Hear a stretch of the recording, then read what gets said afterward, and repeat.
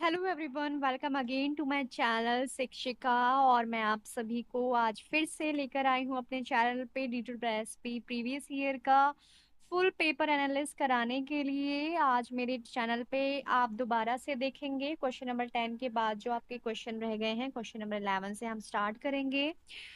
और मैंने सोचा है कि डिजिटल रेसिपी का जो पीजीटी कॉमर्स का जो एग्जाम है वो जल्दी ही 27 या 28 सितंबर को होने वाला है। तो मैं आपको 10-10 क्वेश्चन का पीडीएफ ना देकर 20-20 क्वेश्चन का पीडीएफ आपको प्रोवाइड करूंगी अब, क्योंकि तब तक शायद फिर इतना ना हो पाए जल्दी।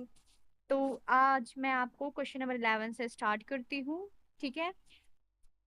विच of these is issued by ROC as conclusion proof of company legal existence.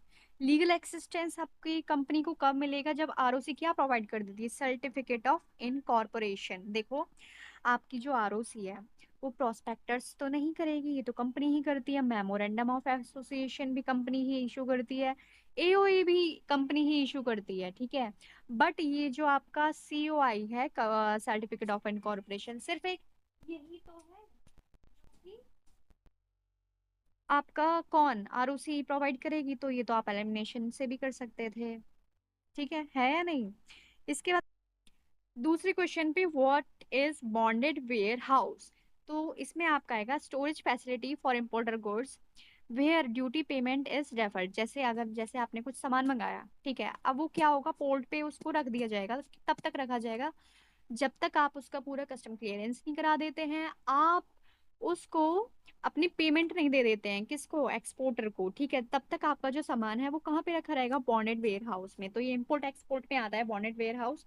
और ये आजकल का ना मतलब हाईलाइटेड एक टॉपिक बन गया है, क्योंकि मोस्टली जो एग्जाम है उसमें आने को देखने को मिल रहा है। ठीक है। इसके बाद आते हैं postal department also called allied facilities of which of the following type, greeting post, media post या स्पीड पोस्ट। अब आप ये देखिए, पोस्टल डिपार्टमेंट में क्या क्या आ जाते हैं? ग्रीटिंग पोस्ट भी आते हैं, सबके आगे पोस्ट लगाए तो मोस्टली यही आएंगे, तो ऑल इसका आंसर है। ठीक है। मोस्टली ना ऐसे क्वेश्चन आए हुए थे डी प्लस में ना, जिसमें अगर मतलब कि थोड़ा अगर लॉजिकली भी लगाया जाए तो मतलब हो रहा था। सारे तो नहीं, बट हाँ मोस्टली हो पा रहे थे। ठीक है।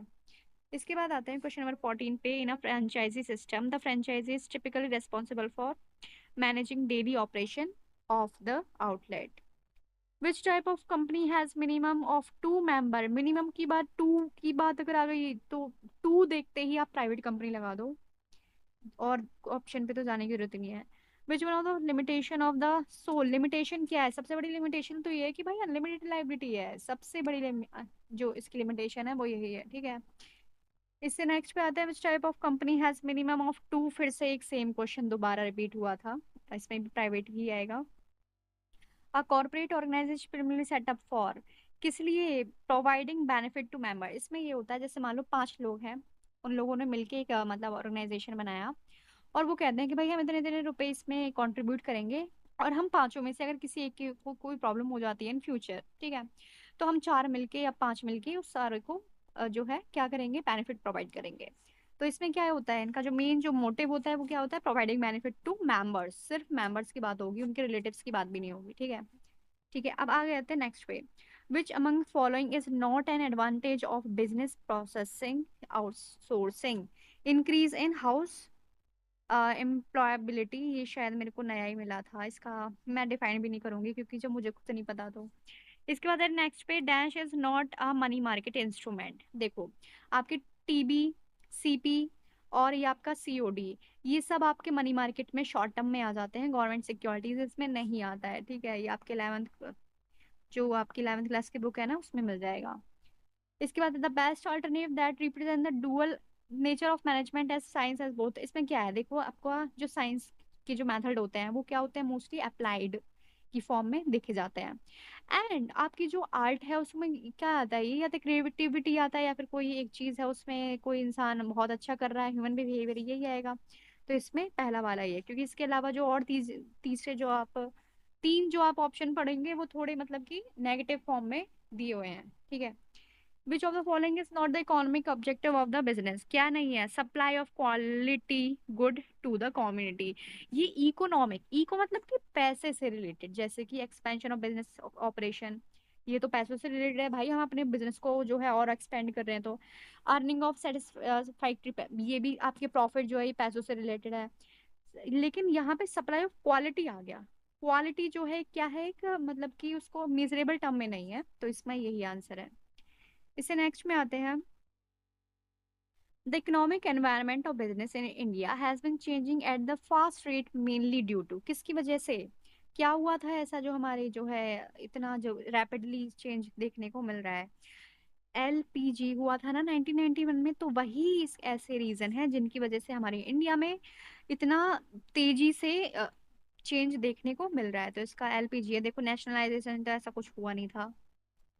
ठीक है। Which of the following is a critical aspect of organizing the managing processing that directly influence the efficiency of the organization structure, delegation of authority. ठीक है, इसी में तो देखा जाता है भाई, उसने क्या करा, अपनी जो अथॉरिटी है उसको डेलीगेट कर दिया। इससे क्या होगा, जल्दी काम होगा। ठीक है। और आपका जो मतलब एक इंसान पे ज्यादा बर्डन नहीं होगा, तो इसका यही आएगा। इसका कहता है warehousing creates time utility. Time utility, आप बहुत से लोग क्या कर सकते हैं वेयर हाउस के भाई, वेयर हाउस एक फिजिकल फॉर्म में है, तो बहुत से लोग क्या कर सकते हैं इसमें प्लेस को टेक कर सकते हैं। ठीक है, काफी लोगों ने किया था। लेकिन वेयर हाउस में हम क्या करते हैं, अपने सामान को स्टोर करके रखते हैं। जैसे कि मैंने आज कुछ अपने खेतों में उगाया और मैंने वो ले जाके वेयर हाउस में रखवा दिया, ताकि नेक्स्ट सीजन में मैं उसको यूज कर पाऊँ। तो क्या हो रहा है यहाँ पे, मैं अपनी टाइम यूटिलिटी को क्या कर रही हूँ, एनहेंस कर रही हूँ। तो इसमें प्लेस बिल्कुल मत लगा देना, क्योंकि बहुत से लोगों ने ये चीज की थी लास्ट टाइम, कि वेयर हाउस समझ के उन्होंने प्लेस लगा दिया था, जबकि इसमें टाइम आता। ठीक है, तो ये ध्यान रखने हैं आप सभी। इसमें आपका एक मैचिंग भी दी, मैचिंग भी आए थे, 4-5 क्वेश्चन आए थे इसके। जैसे कि आपका बिजनेस है, बिजनेस किस में आएगा आपका, प्रोफेशन किस में आएगा आपका, एम्प्लॉयमेंट किस में आएगा, तो आपका तो बताइए। जैसे कि इसमें देखते हैं performing work as per service contract rules and service, ये किस में आएगा आपका। ये जैसे कि इसमें दे रखा है वन का बी, वन का बी, वन का बी, अच्छा अच्छा, provision of goods and service to the public. अच्छा, provision of goods and service to the public business में आ गया, ये प्रोफेशन का है। इसमें renting to personal expert, profession में पर्सनल एक्सपर्ट आएगा। एम्प्लॉयमेंट में आएगा performing work as per service, लोगों के अंडर में रह के काम करना। तो इसका ये थ्री का, ये थ्री का ये दिया है, हाँ यही है इसका आंसर। इसका ये आप देख लेना। ठीक है। The quantum of funds that can be raise through public deposit is limited to, कितना दिया गया है, 35% of paid up capital and free reserve. ये थोड़ा न्यू मिला था, मतलब क्योंकि काफी क्वेश्चन ऐसे मिलेंगे जो आपको प्रीवियस ईयर में मिल जाएंगे, बट ये थोड़ा न्यू था। 35% वाला जो था ना, ये मैंने न्यू देखा था। आप लोगों ने पढ़ा हो तो वो आपके मतलब आपके लिए हो सकता है ये एक मतलब नॉर्मल क्वेश्चन हो, बट मेरे लिए ये न्यू था। ठीक है, इसके बाद आ जाते हैं नेक्स्ट पे। स्टेटमेंट दिया हुआ, the external environment of business comprise the all that exist outside its boundaries but have significant influence over this growth, and तो true ही है भाई। an organization has little or no control over the external control, मतलब little भी होता है, no भी होता है। अगर एकदम no होता तो वो एकदम गलत हो जाता, लेकिन little and no लिखा है तो दोनों ही करेक्ट है। ठीक है। according to William Gulick, which of the following sets correctly represents external factor to bring opportunity and threat to the business. External बताने हैं तो क्या हो सकते हैं, पॉलिटिकल हो सकते हैं, इकोनॉमिकल, सोशल, टेक्नोलॉजिकल, ये सब हो सकते हैं। ठीक है। एमबीओ, एमबीओ का क्वेश्चन है, what is the critical challenge in the successful implementation of MBO, क्या हो सकता है, balancing short term goals with long term objectives, ये आपके एमबीओ का क्रिटिकल चैलेंज हो सकता है। which form of business organization is best suited for small scale business with minimum capital। भाई हमारे पास कम पैसे हैं, तो ऐसे कौन सा बिजनेस है इनमें से कर सकते हैं हम, सोल ट्रेडर भाई, एक दुकान ही खोलेंगे। ठीक है। According to Henry Mintzberg, when manager perform duties to ceremonial nature as head of the organization and strategy business unit of department, they are played the role of figure head, ये figure head का role play करता है। ठीक है। PPP are most suitable for large infrastructure projects.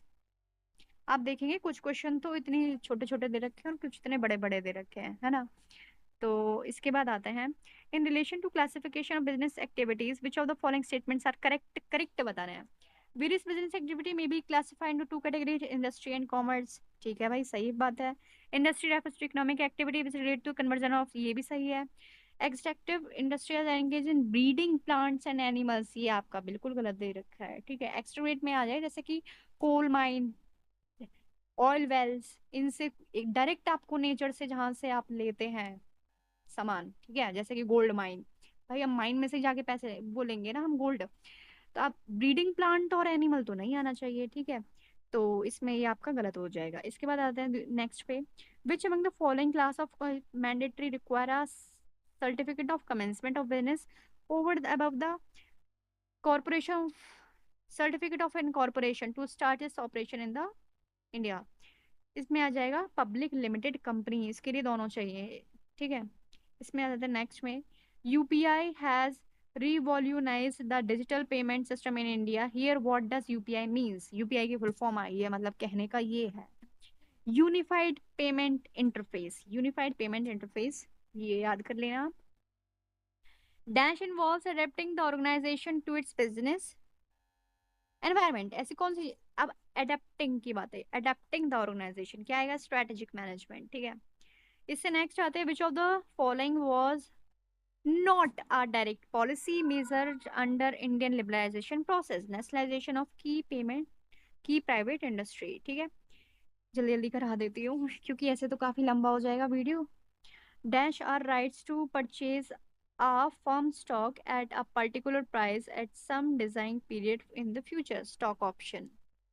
इसके बाद आते हैं unlimited liability of, one of the biggest disadvantage of unlimited liability किसकी होती है, सोल प्रोप्राइटरशिप की। तो ये थे आपके 20 क्वेश्चन। नेक्स्ट वीडियो में मैं आपको आगे के जो है करा दूंगी, और तब तक के लिए आप इस चैनल को सब्सक्राइब करें, लाइक करें, कमेंट करें, और अगर आपको कोई भी डाउट हो रिलेटिंग टू एनी क्वेरी, जरूरी नहीं आप इन मतलब कि पेपर से रिलेटेड ही क्वेरी पूछो, कुछ भी आप अपने कमेंट बॉक्स में पूछ सकते हो। तब तक के लिए थैंक यू, ओके बाय।